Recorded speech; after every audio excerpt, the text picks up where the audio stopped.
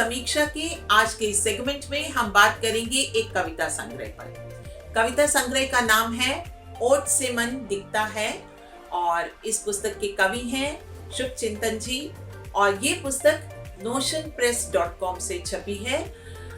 ये online platform तो है ही है और मुख्यतः ये तमिलनाडु से प्रकाशित हुई है। दोस्तों, पुस्तक में कुल मिलाकर के 50 कविताएं संकलित की गई हैं और 50 कविताएं अपने आप में मात्र कविताएं नहीं हैं, बल्कि कवि के भीतर की, समाज के भीतर की, हमारे आसपास के भीतर की बिखराव और जुड़ने की कहानी को मोतियों की तरह शब्दों में पिरो करके प्रस्तुत करती है।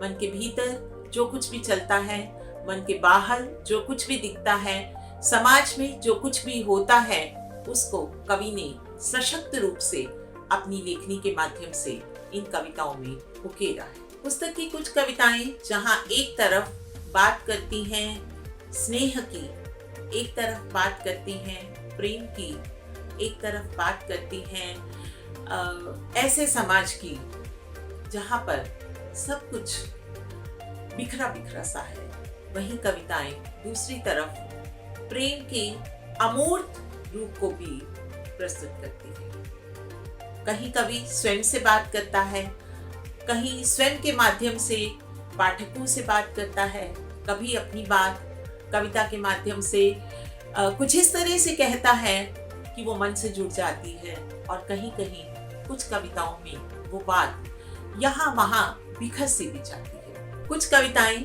जो मुझे इस पुस्तक में बहुत अच्छी लगी, उन्हें मैं जरूर पढ़ना चाहूंगी। अब देखिए कितने सशक्त रूप से कवि ने लिखा है कि सजा कुछ नहीं दे पाए, सजा कुछ दे नहीं पाए, रिहाई क्यों नहीं करते। सजा कुछ दे नहीं पाए, रिहाई क्यों नहीं करते। बहुत बीमार है कैदी, दवाई क्यों नहीं करते। तुम्हारे घर में रहने आ गए हैं दिन भविष्य के। अब देखिए किस तरह से एक बात को आगे बढ़ाते हुए दूसरे परिप्रेक्ष्य में उसका स्वरूप बदलते हुए कवि कहते हैं कि तुम्हारे घर में रहने आ गए हैं दिन भविष्य के, तुम बीते हुए कल की विदाई क्यों नहीं करते। यानी कवि आवाहन कर रहा है कि आप बीते हुए कल में जीना छोड़ के आगे बढ़ो।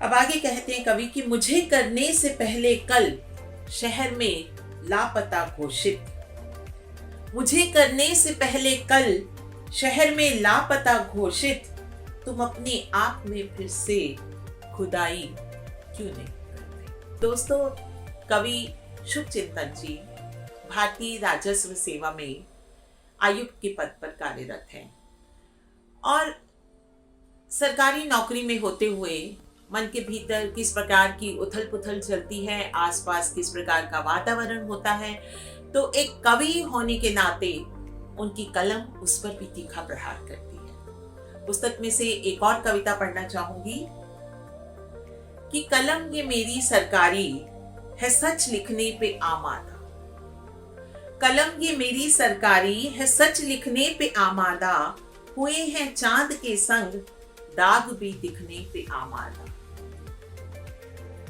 शहर में लग गए जब से खुले बाजार सड़कों पर, शहर में लग गए जब से खुले बाजार सड़कों पर, नाम अनमोल रखकर वो हुए बिकने पे आमादा। मोहब्बत की तेरे चेहरे पे जब से सुर्खियां देखी, मोहब्बत की तेरे चेहरे पे जब से सुर्खियां देखी, मेरे होठों से ये लाली नहीं हटने पे आमादा।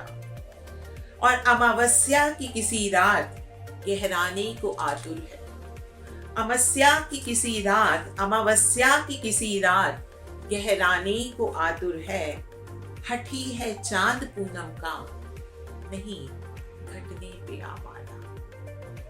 न जाने कौन सी ताकत तेरी इस इल्तिजा में है, न जाने कौन सी ताकत तेरी इस इल्तिजा में है, कोई जिद सामने तेरे नहीं टिकने पे काम आता। बहुत ही खूबसूरत कविताएं हैं और कविता संग्रह बहुत ही खूबसूरत बन पड़ा है। ये कविताएं सीधे पाठकों तक पहुंचती हैं और पाठक इन कविताओं से अपना संबंध स्थापित कर पाता है। आज के लिए बस इतना ही।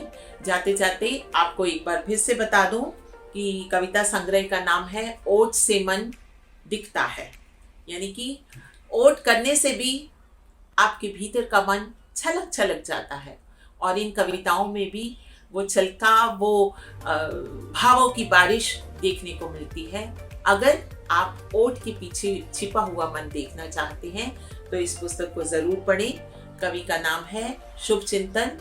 ये पुस्तक notionpress.com से छपी है, जो कि डिजिटल प्लेटफॉर्म है और आप इस पुस्तक को ऑनलाइन भी मंगवा सकते हैं। आप इस पुस्तक को अमेज़न और फ्लिपकार्ट से भी ऑर्डर कर सकते हैं। तो आज के लिए बस इतना ही। फिर मिलते हैं एक नई किताब के साथ एक नए एपिसोड में। तब तक के लिए नमस्कार।